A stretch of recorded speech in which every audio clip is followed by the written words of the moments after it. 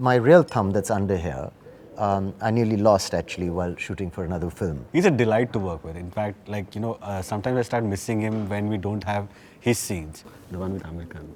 Well, yes, I suppose, Aamir Khan sent me a text.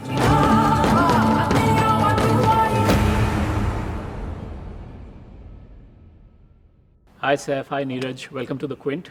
Saif, I'll start off by asking you, how has the overall reaction been to Sacred Games?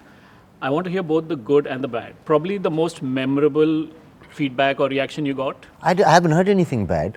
I've heard only good things. And I remember I was on holiday when all the reviews came out and I was a bit nervous. And then everyone liked the fact that it was approached differently. And it wasn't either a Bollywoodization of the material, whatever that means. But it was an international take on it. And people, I think when Phantom and Vikramaditya and Anurag and the writers and everyone, they stepped up to the plate, I think they delivered a different tone and people appreciated that. So it's difficult to recognize something and to recognize changes when they're actually happening under your feet. And there have been seismic changes in entertainment, and this was right up there. So I think we caught the wave at the right time, but most importantly, the material we chose to represent ourselves with was absolutely top-notch, from the original book to the way it's been adapted, and the way it's been shot and acted and written and the works. I mean, this is the most intelligent and sharpest and most creative piece of film I've been involved in my life so far. And I'm very proud to be here every day. Any memorable reaction you got from the industry that's on top of your head? No, I mean the industry, I don't know, I've never... Yeah, huh? The one with Aamir Khan. The who? The one with Aamir Khan. Well, yes, I suppose, Aamir Khan sent me a text, and he's someone whose opinion I respect and whose mind I admire when it comes to movies.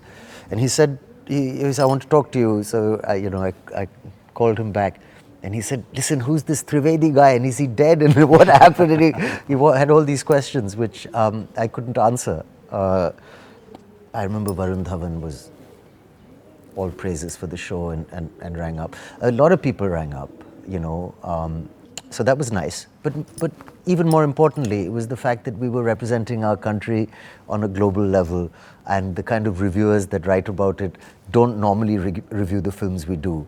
And they were testing and watching us, whether we can hold our own on that platform, and I think we did, and that is a huge achievement for the technical team and everyone behind the camera, as well as all the actors who've done such a phenomenal job. At a Netflix event, it was revealed that, out of 3, 2 watchers of Sacred Games were from outside India. Wow. Did you get any vibes from people when you were abroad about the show? Yeah, I mean, it's one of those things. Earlier, people try and be nice about our cinema, and they'd say, oh, Slumdog Millionaire is a great movie. And I'd say, yeah, but it's not an Indian movie. It's just set in India. So this is almost the first piece, after a long time, of film that I've heard discussed internationally by people. I mean, it's kind of put us on the map in a nice way. Neeraj, everybody, I mean, I can't start without asking you this question. Everybody was looking forward to your next film after Masan, which was in 2015. Yeah. And it was announced that you're a part of Sacred Games now, and all your fans and everybody who loved Masan was like, yay. How do you feel being a part of the whole Sacred Games team now? I mean, I had a lot of apprehensions because, it's been some time since I've not come up with a second film. So I was living under that huge pressure of not having done the second film. But this came along, and I can't tell you how charged I am to do this. And I feel like everything is so right for me. It's like both my mentors, Vikram and Anurag, being there, who were my producers on Masan. They happen to be the same team. And now from being mentors, they have become like, Anurag is a co-director now with me. And it feels so great. And Varun being the head writer, who I've collaborated with him for so long. And all the writers, everyone. So it just feels like a great family. And I've never been so charged to come on the set and, let's do this, and, you feel excited about it. Can I please interrupt? Can I please interrupt? Yeah, please. I suddenly had this realization. a few days ago actually, that films like Masan, while being amazing films, I don't know about sometimes the audience in India and how they take in terms of box office and numbers. So there's always that difference. But there's this space, you know, with Netflix and with some premium platforms where directors of this caliber can really shine, and they've got an opportunity, and we all have an opportunity where we can do something that's really commercial, really watchable and digested by a lot of people, but it's also the cleverest, coolest piece of art that you could ever make. So I hope he makes more and I can be in them. But and a lot of directors who think, what is my next film going to be, and what's the market, and do I sell out, and should I become, you know, should I put some songs and have an item girl in my movie, can rest assured and just work in this environment, which is such a super cool environment, right? That's actually true, because oh man, that's what I wanted. Sorry, I no, interrupted. that's actually very true, because for me it's a huge leap for me in terms of visual language or the kind of stories I say. So for me that has been like a huge challenge, and at the same time very exciting challenge. Since it's so challenging, I find it, you know, like a thing to do, like get up and, you know, try to find how to do this. So I'm very kicked about that. You're directing the Sartaj Singh track, Yeah. and you're taking over from where Vikramaditya was doing Yeah. for season 1. What sort of tips did he leave you with, especially? He was meant to direct handling- season 1, you know. He was the Especially- first choice director. So did he have any tips on how to handle Saif? Yeah, no. He said he's a. In fact, it was ulta. He said he has so much fun on the set. It's so difficult for yourself to keep your nervous energy intact, and that happens because he's a delight to work with. In fact, like, you know, sometimes I start missing him when we don't have his scenes. Okay. It's like, you know, okay, can we go back to shooting with Sartaj? So that sort I'm of a boarding energy, I school think, guy, is you know, infectious. it just some people we get along instantly, and Neeraj and I got along instantly. He's such a good leader, and we crack easygoing director. very good jokes, I Yeah, think. so it's a nice, easy atmosphere, even though you're being. But sometimes people are like, we have to take this very seriously, and we take ourselves very seriously, which is nice, but a bit boring. Now, you know, Sacred Games ran into a bit of controversy last year, and there was this whole talk of censoring content over the net. The government would oversee what's going on. But now, recently, Netflix signed on to a code of self-regulation, It's a really scary statement.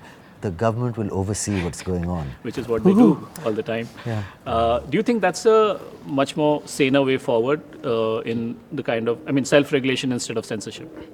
Or whatever keeps the show running. I mean, self-regulation is, I think, it's coming in everywhere. I mean, if I see writers, they talk, and they've already like saying maybe this won't fly with the censor boards of CBFC, so let's like cut it down. So it's already happening in a way.